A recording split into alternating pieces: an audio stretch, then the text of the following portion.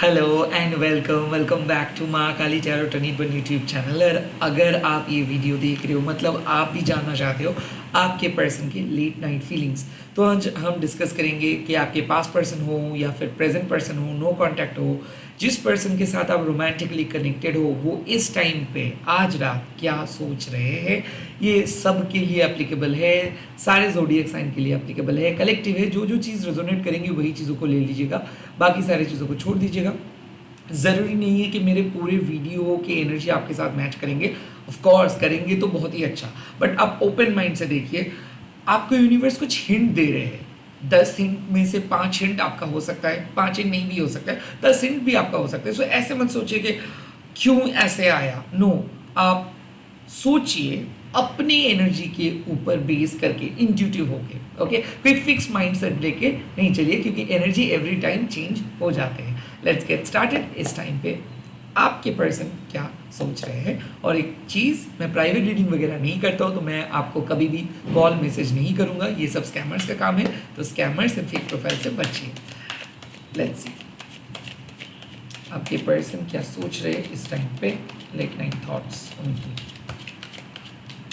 Strength, okay.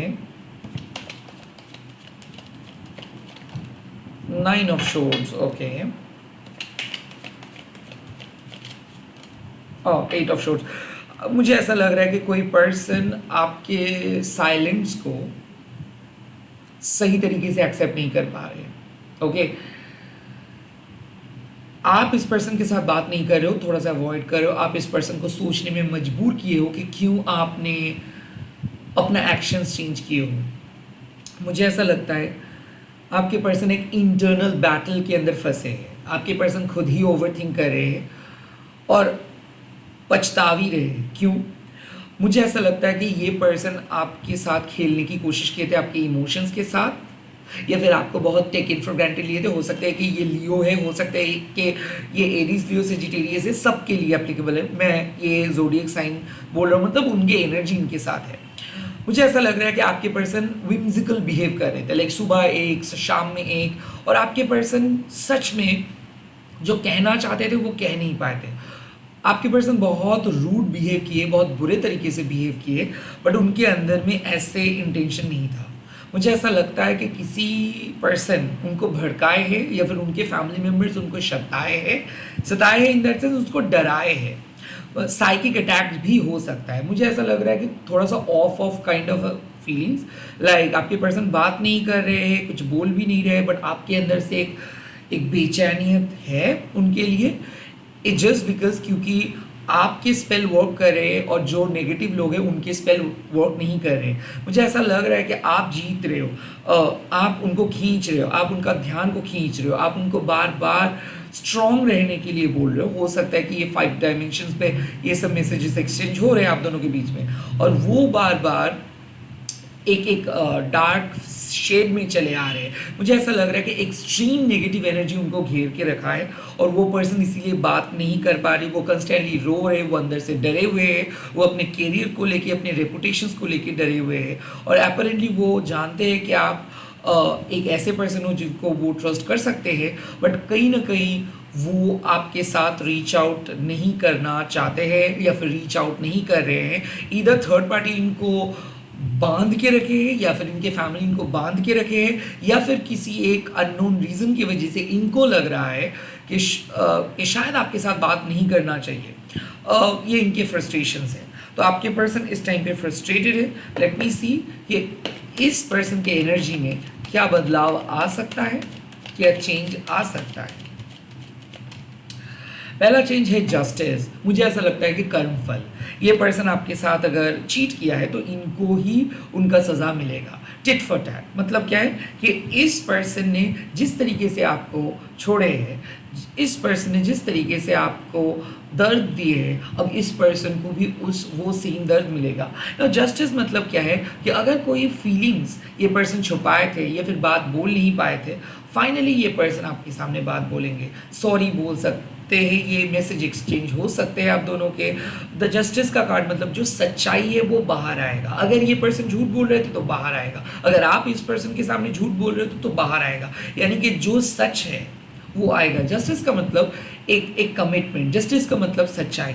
तो अगर इस पर्सन और आप दोनों में से कोई भी फॉल्स मास्क पहन के चल रहे थे, वो फॉल्स मास्क बाहर आ जाएगा।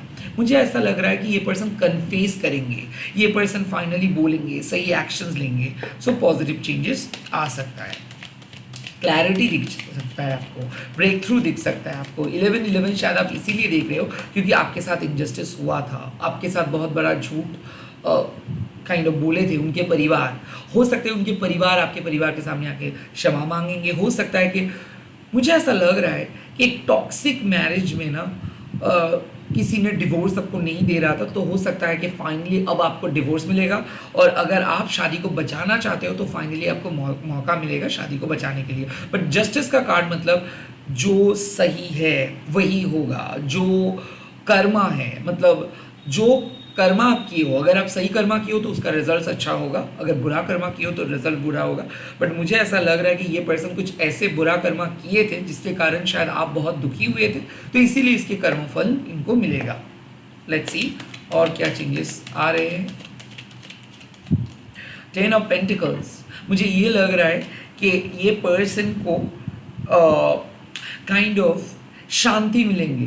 आप दोनों के रिलेशनशिप में अगर बहुत ज़्यादा ईगो इशू आ रहा था, फाइनेंशियल प्रॉब्लम्स चल रहा था और फाइनेंशियल टेंशन्स था, तो वो फाइनेंशियल टेंशन्स ख़त्म हो जाएगा।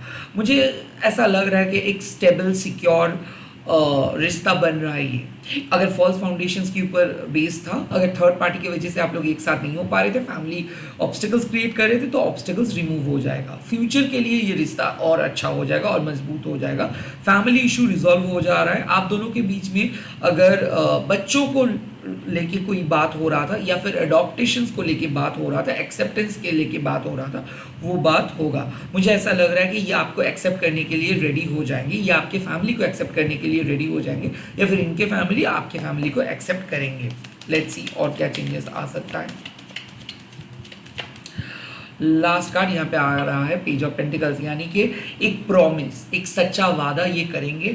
आई थिंक आप दोनों ही बहुत ही मैच्योर तरीके से रिलेशनशिप को डील कर रहे थे, बहुत ही टेम्पररी सिचुएशन से टाइप ये रिलेशनशिप को डील कर रहे थे, बट कुछ सबक आपके पर्सन को मिला है। अब ये पर्सन जानबूझ के सही दिशा में जाएंगे, आप दोनों एक साथ कुछ वादा करेंगे, रिलेशनशिप को नेक्स्ट लेवल पे लेके जाएंगे। पेज ऑफ पेंटिकल्स मतलब अब जो भी होगा स्टेडी होगा, अब जो भी होगा एक स्ट्रॉन्ग फाउंडेशंस के ऊपर बेस्ड होगा, अब जो भी होगा फ्यूचरिस्टिक होगा। सो टेम्पररी इमोशंस के ऊपर बेस्ड करके कोई भी गलत कदम आप लोग नहीं उठा रहे हो, तो ये पर्सन सही कदम उठा रहे हैं। Slow but steady win the race. But the page of pentacles मतलब अब दोनों ही कैरियरिस्टिक हो जाएंगे, दोनों ही अपने लाइफ को लेके सीरियस हो जाएंगे, लाइफ के गोल्स को अचीव करने के लिए सीरियसली एफर्ट डालेंगे। फाइनेंशियल इशू अगर कोई एक प्रॉब्लम था तो ये इशू रिजॉल्व हो जाएगा। मुझे ये भी लग रहा है कि कैरियर में उन्नति हो रहा है। सो आई थिंक ये अपने कैरियर को लेके बहुत ज़्यादा परेशान थे, डिप्रेस थे, इनको पता नहीं चल पा रहा था कि कैसे ये शादी को बचाएंगे या फिर किस तरीके से शादी का प्लानिंग करेंगे, किस तरीके से इनका फ्यूचर होगा, कहाँ पे इनका फ्यूचर होगा। आई थिंक वो वाले सिचुएशंस ये खुद सॉल्व करेंगे। अब देखना है कि यूनिवर्स आपको क्या एडवाइस दे रहे हैं बेस्ड ऑन दिस सिचुएशंस। इस टाइम पे यूनिवर्स आपको क्या कह रहा है। The death, okay.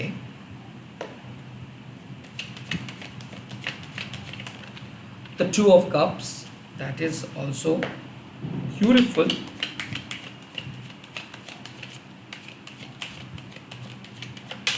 And the Seven of Wands.